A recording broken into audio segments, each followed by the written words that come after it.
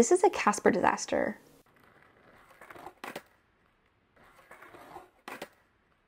Invented by Bobby Casper Boyden, who also invented the Casper that we know and love. Continuing my ABC skate trick challenge this fall, C was pretty much for coconut wheelies and Caspers in general. I just wanted to get good at all kinds of different Caspers. However, a little while into my Casper experimenting, I ended up settling for the Casper Disaster, something I had only landed once about a year ago from now. But like the coconut wheelie and other rail stand tricks, this is another maneuver that you should really be doing with freestyle wheels, or any wheel that is offset, because you'll destroy the axles of your trucks if you do this with a regular street wheel. And even though I've only landed a couple, I still wanted to break it down and talk about it, how I've been learning them, because it's actually really fun and I can't wait to work on them more this spring and summer. The standard basic version of a Casper Disaster is a lot like doing a backside fakie kick turn, but on the side of your board. It starts off rolling fakie at a moderate speed. You wind up and release that tension to start rotating, and while you rotate, you pull up into heelside rail and drop the board back down after pivoting 180 degrees in rail stand. And as always, there's endless room for creativity with a trick like this. In my opinion, Denham Hill is the best pro to reference if you want to learn the trick itself or get inspired for variations. He does have his own trick tip and he can just do so many cool versions of this trick. Gale has a trick tip too, and I'll link both of those below because I always think that the more perspectives and the more tips, the better. But before we even get into it, you might notice that my Casper Disaster lands look kind of different than Denham Hill's. More of his board stays in contact with the ground when he does them.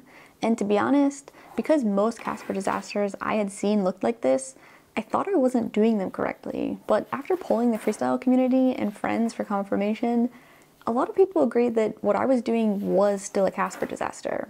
And I even got a couple of comments saying that the original Casper Disaster was actually done like that, more angled up in the air. Unfortunately, I couldn't find any actual footage of Bobby Boyden doing the Casper, but I think that's okay. I do think there's a lot of room in freestyle for personal touch and style. And luckily, the tips that I am going to go over today can apply to both a flatter version of the Casper Disaster and a more tilted one, so I think we should be okay. And as far as this trick goes, it wasn't a crazy battle for me, so I don't have a ton of footage practicing it.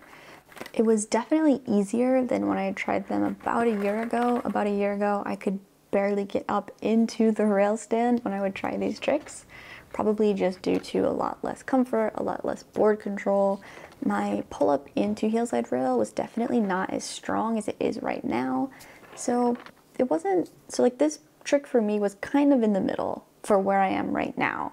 So first, let's go over a few drills that we can use to either get comfortable on our boards before we try this trick at all, or to use as a bit of a warm-up when we're working on this trick.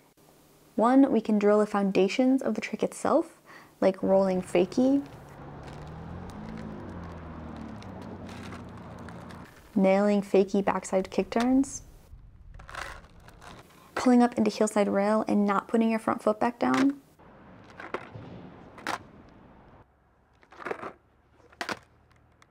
two, you can drill similar tricks that stand on one foot, like the rail whip, rail toe spin, rail to Casper, or boardwalk.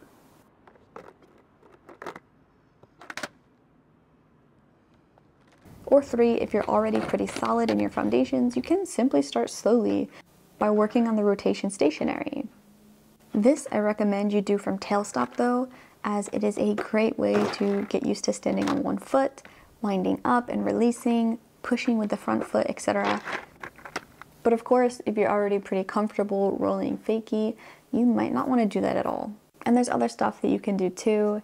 If you're struggling to get up into rail stand, you could try rolling slowly and just coming up into rail and stopping.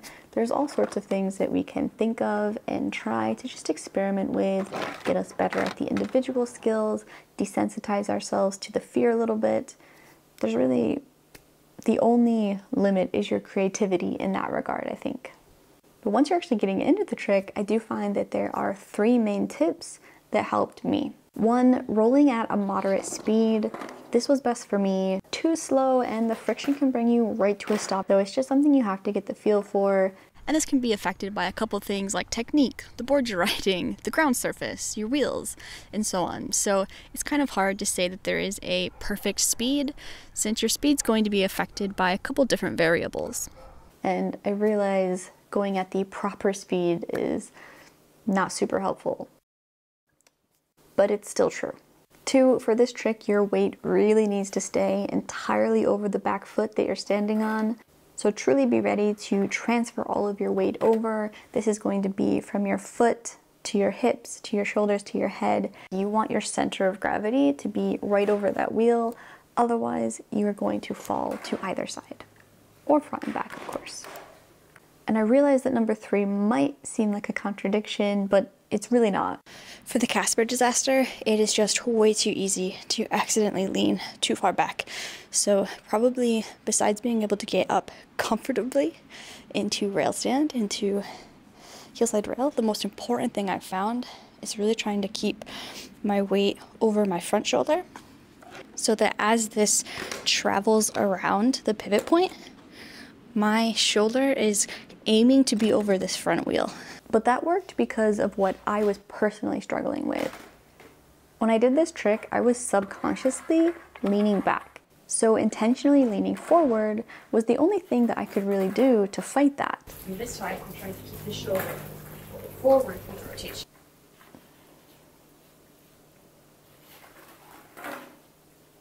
But that was pretty personal, and whenever it comes to falling off of the board, I tend to think in reverses. If I'm falling forward off the board, I might need to lean back. If I'm falling back, I might need to lean forward. If I'm falling to the right, I might want to lean left.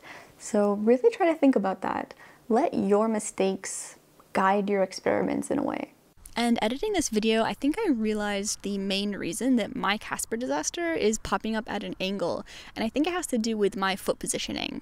When my foot, or the skaters I see doing this trick, when their foot is nice and over top of the wheel, it seems to stay flatter, whereas when my foot is more to the side of the wheel, it seems to be tipping upward.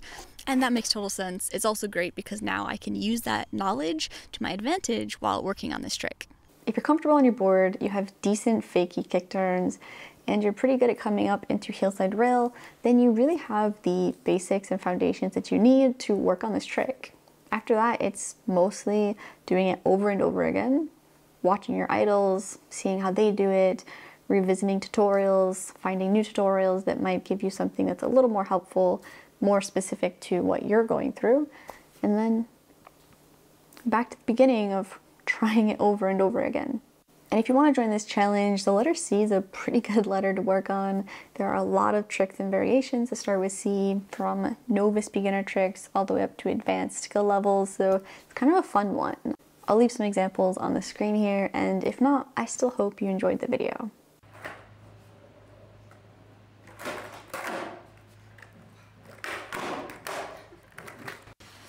That kickflip path.